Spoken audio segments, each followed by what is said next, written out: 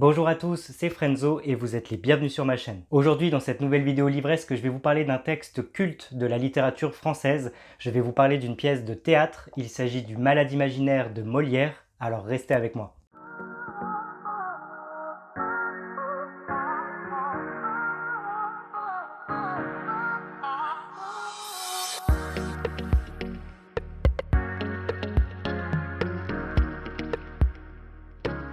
Le Malade imaginaire, c'est la toute dernière pièce de Molière. Il meurt d'ailleurs après sa 4e représentation en février 1673. Le Malade imaginaire est une comédie-ballet en 3 actes que je n'ai jamais eu la chance de voir de mes propres yeux, mais j'espère que j'aurai cette chance dans le futur et que j'aurai la chance de voir une de ces représentations, notamment sur Paris. Je me fais pas trop de soucis par rapport à ça puisque des représentations du Malade imaginaire, il y en a vraiment beaucoup et assez régulièrement. Cette pièce de théâtre, elle perdure à travers le temps, elle est souvent jouée, également à Paris comme je le disais, notamment au théâtre Espace Marais ou au théâtre des Champs-Élysées. Quoi qu'il en soit, et comme d'habitude en barre d'infos de cette vidéo, je vous mets tous les liens utiles concernant Molière, concernant ses pièces de théâtre, concernant le Malade imaginaire, où vous procurez le livre, etc. pour en savoir plus sur le théâtre, sur les pièces à venir, etc.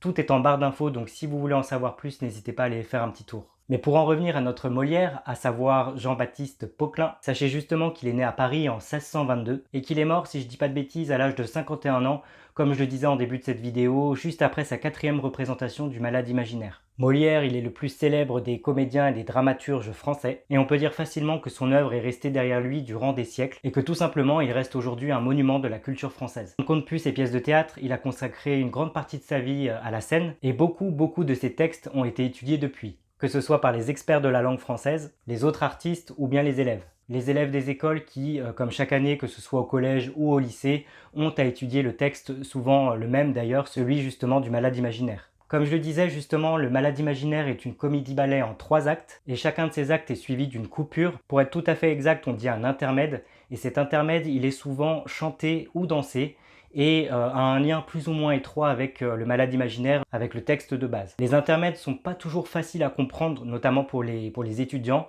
puisque le texte est souvent détaché de l'histoire. Il y a un petit lien en général en filigrane qu'il faut étudier pour bien comprendre.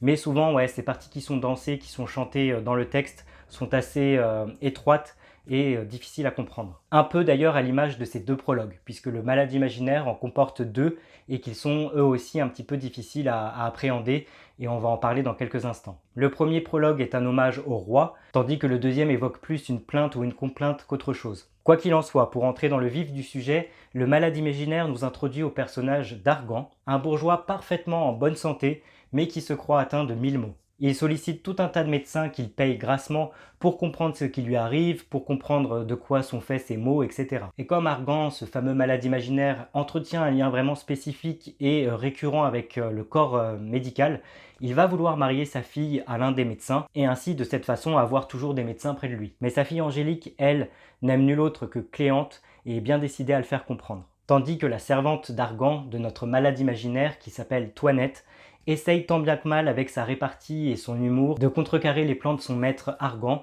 et d'essayer de réunir la jeune fille Angélique avec l'amour de sa vie Cléante. On est donc dans une comédie qui est une forme de satire de la médecine et qui, je le précise, n'a rien à envier avec notre monde actuel. C'est toujours d'actualité ce texte, c'est ça qui est formidable après toutes ces années. Mais c'est aussi un beau pied de nez aux hypocondriaques de nature. Hypocondriaque, c'est tellement dur à dire ce mot. Nous avons donc dans cette pièce des personnages à la personnalité et à la psychologie très profonde qui sont très drôles, comme celui de la servante Toinette qui n'a pas sa langue dans sa poche et qui a parfaitement compris, tout comme le lecteur, que son maître Argan ne souffrait de rien du tout et qu'il se plaignait plus qu'autre chose. Et qu'en plus de ça, le bourgeois enrichit tous les médecins qui travaillent pour lui. Mais dans les personnages qui sont plutôt malins et intelligents, qui sont finement intelligents, il y a également le frère de ce bourgeois, de ce malade imaginaire d'Argan. Il y a son frère qui s'appelle Bérald. Bérald qui a très bien compris que son frère n'est pas atteint de 2000 maux, qu'il se croit atteint de 1000 maux et qu'il enrichit la médecine autour de lui à cause de ça. Bérald, il a très bien compris son frère, il sait très bien que celui-ci fait de la comédie et que surtout il se porte très bien. Bérald qui a d'ailleurs une vision complètement différente de la médecine comparée à son frère, ce qui donne lieu à de fabuleux échanges. Le texte aborde aussi un sujet profond, celui du pouvoir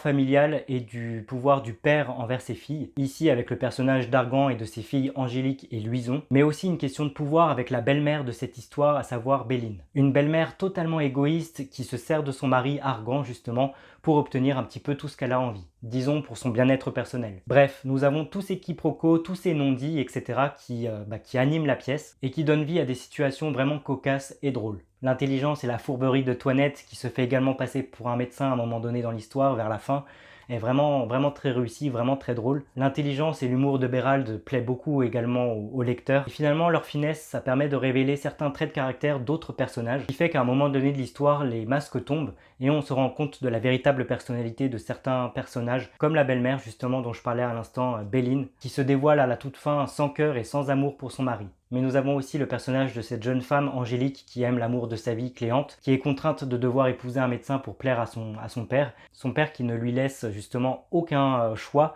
Il décide pour elle de la marier à un médecin qu'elle n'aime pas, et elle va tout faire pour essayer de l'en empêcher et de prouver qu'elle aime Cléante et qu'il est digne d'elle.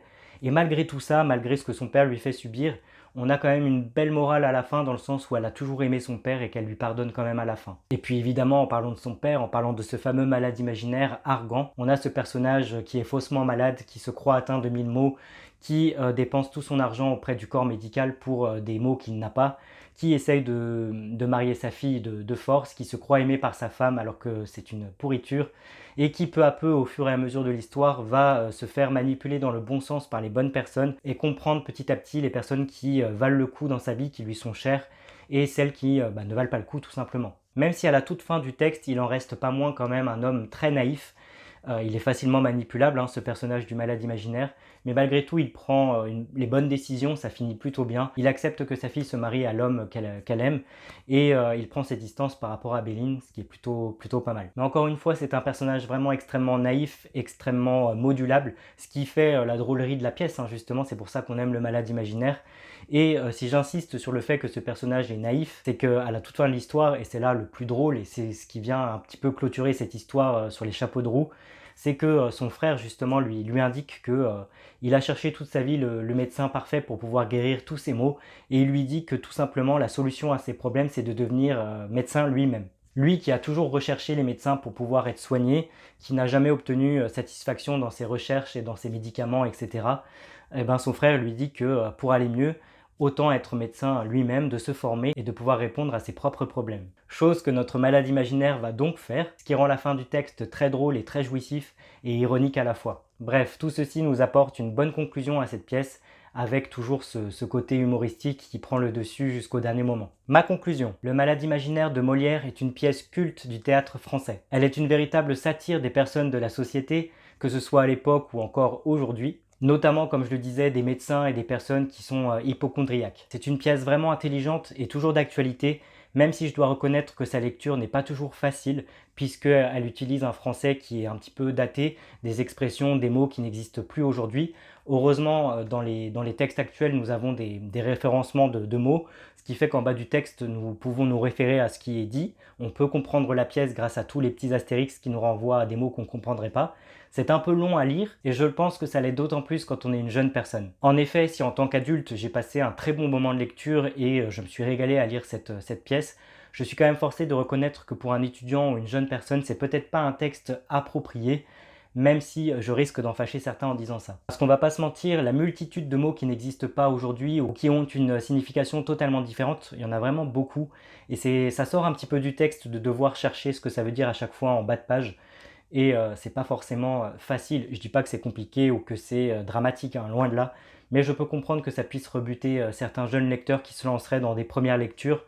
C'est pas celui-ci que je conseillerais d'emblée. Parce que qu'on le veuille ou non, on n'écrit pas et on ne lit pas de la même façon qu'on lisait et qu'on écrivait au XVIe siècle, loin de là, et ça se voit. Tout ça pour dire que si j'ai aimé ce texte et sa complexité, je peux comprendre que ça puisse en rebuter certains quand même. Mais avant que vous disiez « Oh, les jeunes ne lisent plus, les gens ne lisent plus, etc. », je suis un peu mitigé par rapport à ça, alors attendez. En effet, ce n'est que mon point de vue, mais je pense qu'il faut diversifier la lecture à l'école, notamment les premières lectures.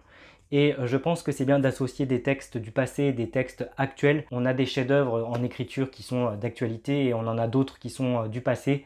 Et j'aimerais bien vraiment que dans les écoles, que ce soit dans les collèges ou dans les lycées, on apporte un peu plus de diversité au niveau de la lecture, qu'on fasse plaisir à nos jeunes en leur proposant des textes qu'ils aimeraient vraiment beaucoup, par exemple des sagas connues comme Hunger Games ou encore Harry Potter pour citer les plus connus, mais on pourrait citer d'autres livres comme La Passe-Miroir, des choses un petit peu fantaisistes qui pourraient les plonger dans un univers qui les fascinerait peut-être un peu plus, qui les sortirait un petit peu plus du quotidien, et en leur proposant des textes qu'ils aiment, on arriverait petit à petit à leur proposer des textes un peu plus complexes comme Le Malade imaginaire, qu'il faut à mon avis ne pas leur proposer d'emblée brut de décoffrage. Donc pour moi, attention, il faut toujours continuer à proposer ces classiques de la littérature, mais je pense vraiment que pour les faire apprécier aux jeunes lecteurs, il faut leur proposer une diversification vraiment totale des choix de textes, leur proposer de temps en temps des textes qu'ils ont envie, et petit à petit les amener à ces classiques de la littérature qui sont pas forcément faciles à appréhender. Parce que pour tous ceux qui, comme moi, aiment la lecture, et des textes un petit peu plus poussés comme ceux de Molière, Maupassant, Hugo, etc. C'est vrai que c'est toujours intéressant de se plonger dans ce genre de texte, mais je ne suis pas sûr que de proposer que ces textes-là à l'école soit la bonne chose pour donner envie à nos jeunes de lire un peu plus. D'ailleurs, et pour conclure, je pense qu'on peut apprécier d'autant plus ce style de lecture avec un peu plus de maturité, un peu plus de vécu, qu'une jeune personne qui débute dans la vie, qui débute tout simplement dans la lecture ou encore l'écriture. Mais pour en revenir à la pièce en question, j'ai passé un très bon moment.